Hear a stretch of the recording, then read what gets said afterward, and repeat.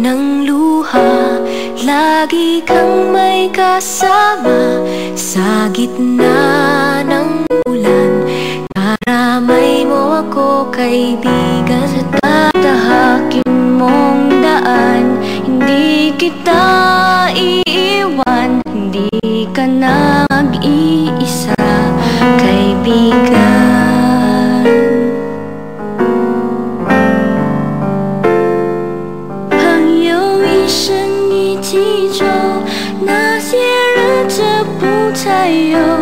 Ating pagkakaibigan di magbabago kailanman. 朋友不真孤单过，一生朋友你会懂。Kahit na magkalayo, nandito ka sa aking puso. All I wish, sana bagong may lumabas, we learn each day to love each other more. Amen.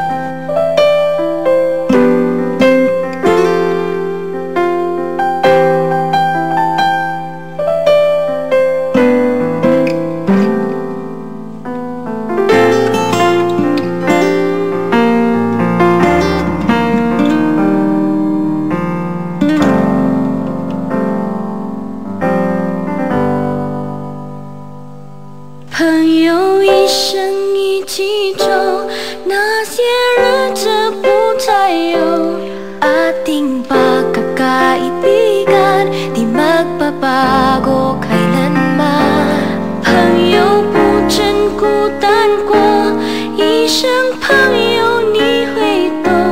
Kahit na magkalayo, nandito ka sa aking puso.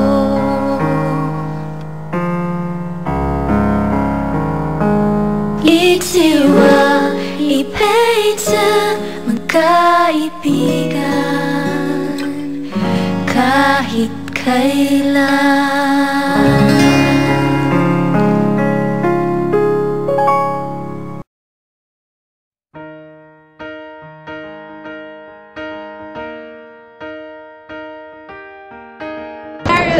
Good luck and good luck, yeah, there, and thank you for being my prom date. Ay, Lasin, sorry kayo, I'm so singot. Nagigan mo ko sa practice. Kailangan ko magpas-pas kasi I still have to with my practice. But still, I miss you, as in, grabe good. Sa tanan, for all na murag atong na agian, murag nothing could compare to our friendship and everything we've done together, all our jokes, our dragon and sayo-sayo thingy, and our McDonald's shoes ni Ma'am Conchita, and our Balandro dance, our Balandro song, and Ma'am May, and I love you so much and take care. Hi Daryl! Okay, I'll just read my letter for you. Though we don't talk much, I think I'll miss the times when you talk in behalf or for the class, your crazy comments and corny jokes. But no matter how bizarre they can be, you're still an exceptional speaker. And no matter how naughty you may be, I hope, you have a big heart. Because you made me liberate. And not just that, of course.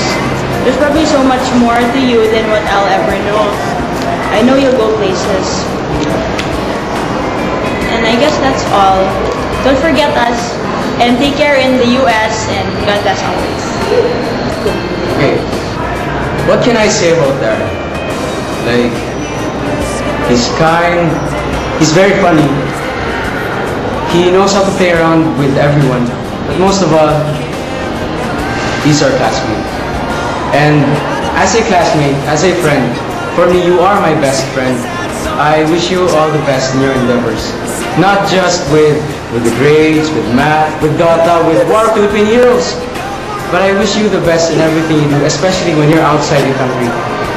And even if you are already around 40 years old and you don't even know what Taiwan means, I hope you still remember us making this thing for you. Daryl, love you.